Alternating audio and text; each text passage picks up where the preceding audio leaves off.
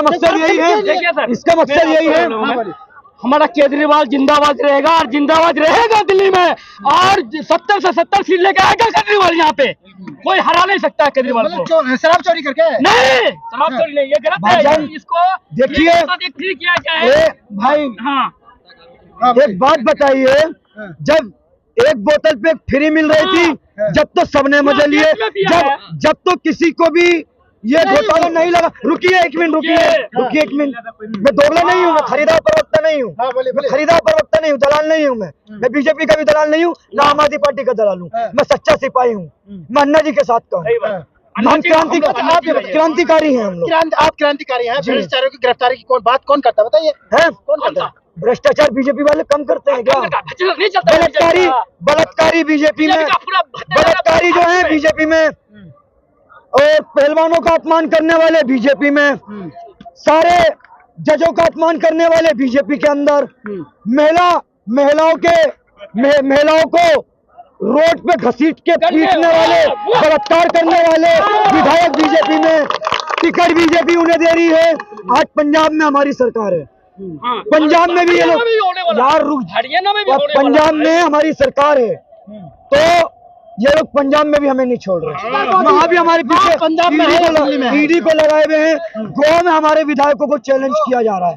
मैं कहना चाहता हूँ कि मोदी जी के नेताओं से, खास तौर के संबित पात्रा जी से, मेरी वीडियो जरूर पहुंचाएं उन तक। सर जी, एक बात संबित पात्रा जी, एक बात बताइए, आप इतने बड़े प्रवक्ता हैं और माशाल्लाह से अल्लाह ताला ने आपको खूबी दी है, बहुत बढ़िया बोलते हैं। मुझे ये बताइए, आपकी नॉलेज थोड़ी कम है। वो कल एक बात कह रहे थे आज तक पर, एक हल्ला बोल पर, कि अरविंद केजरीवाल जो जेल में गए हैं शराब घोटाले में, वो उन्हें अब जेल में ही रहना चाहिए और इस्तीफा दे देना चाहिए और सारी सरकार को बर्खास्त करके राष्ट्रपति शासन लगा दीजिए। अरे संबित पात्रा, तेरे बाप ने सरकार बनाई है। जी, तेरे बाप ने सरकार बनाई है। जनता की चुनी हुई सरकार को तू ऐसे गिरा देगा?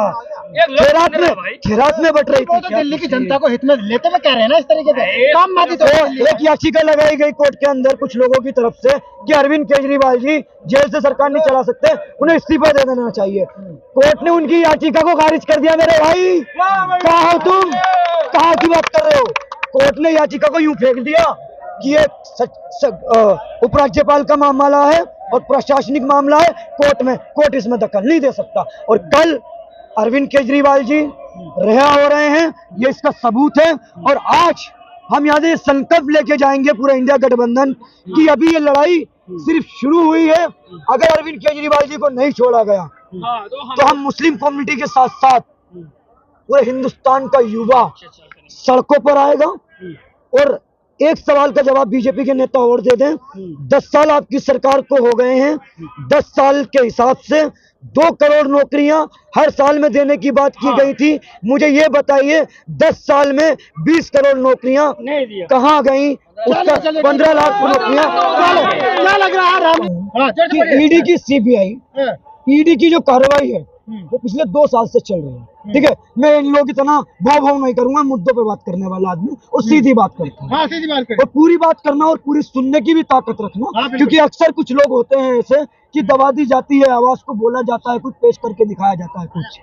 तो पहले मैं कहना चाहता हूँ कि 2 साल से ये ईडी की कार्रवाई चल रही है, छापेमारी चल रही है। पहले मनीष सिसोदिया जी को जेल में डाला गया, फिर सत्येंद्र जैन जी को जेल में डाला गया, फिर संजय सिंह जी पर कार्रवाई हुई, आखिर इन्हें मिला क्या? अभी तक इनकी कार्रवाई में 1 रुपए का भी भ्रष्टाचार साबित नहीं हुआ। मतलब जबरदस्ती सुन लीजिए भाई साहब, सुन लीजिए। मैं बीजेपी का प्रवक्ता नहीं हूँ जो मुझे रोक देंगे, मैं आम आदमी पार्टी का नेता हूँ, मुझे ऐसे नहीं रोक सकता, वास को नहीं दबा सकते आप लोग। जो ये चल रहा है ये बीजेपी का प्लान है। प्लान क्या है मैं आपको वो भी समझाना चाहूंगा। पहले हेमंत सोरेन जी को इन्होंने गिरफ्तार किया, ठीक है, सिटिंग मुख्यमंत्री को आप गिरफ्तार कर लेते हैं, फिर उसके बाद आप दिल्ली में गाज घेरते हैं। दिल्ली में 2 साल से केस चल रहा है, कुछ आपको हासिल नहीं हो रहा। दूसरा, जब से अरविंद केजरीवाल जी ईडी की गिरफ्त में है, उनका बीपी लो है, उनकी तबीयत इतनी खराब है कि उनसे बोला तक नहीं जा रहा, बुखार है। आखिर क्या नहीं, जब मोदी क्या करना क्या चाहते हैं? तो तमाम नेता और अभी यहाँ आपके एक मीडिया कर्मी मुझसे सवाल कर रहे थे कि यहाँ पे चोर इकट्ठा हो रहे हैं सारे। मैं पूछना चाहता हूँ बीजेपी के नेताओं से कि बीजेपी में कितने ईमानदार हैं? बीजेपी में कितने ईमानदार हैं? सारे चोर बीजेपी के अंदर हैं। और एक नचनिया आजकल बोलता फिर रहा है जिसका नाम मनोज तिवारी, नचनिया हमारे इलाके का सांसद है। वो हमारे इलाके में 9 साल से अभी तक उसका हमने कोई विकास नहीं देखा। और वो नचनिया एक बात कह रहा था कि जो है अरविंद केजरीवाल जी को इस्तीफा दे देना चाहिए अभी तक। अबे भाईजान, अभी अनुराग ठाकुर ने एक बलात्कार किया, उसके लिए तू कहाँ था बे? आज तो तू अरविंद केजरीवाल जी के लोगों को, अरविंद केजरीवाल को इस्तीफा देने की बात कर रहा है। फिर एक बीजेपी का मंजीत सिंह सिरसा बोल रहा है कि अरविंद केजरीवाल ईडी को अपना पासवर्ड नहीं बता रहे, उनके मोबाइल में ऐसा क्या है? ये मेरा फोन है, अभी मैं पुलिस में अगर गिरफ्तार हो जाऊं तो ये तो मेरे पास से जब्त हो जाएगा ना, मेरे हाथ में तो नहीं रहेगा ना। तो ईडी के पास अधिकार हैं। जो आर्टिकल 19 है उसको आप पढ़िए, मैं पढ़ के आया हूँ। उसको आप पढ़िए, मैं पढ़ के आया हूँ। मैं और लोग इतना अगर जेल चले भी गए केजरीवाल जी तो इस्तीफा देने में क्या दिक्कत है?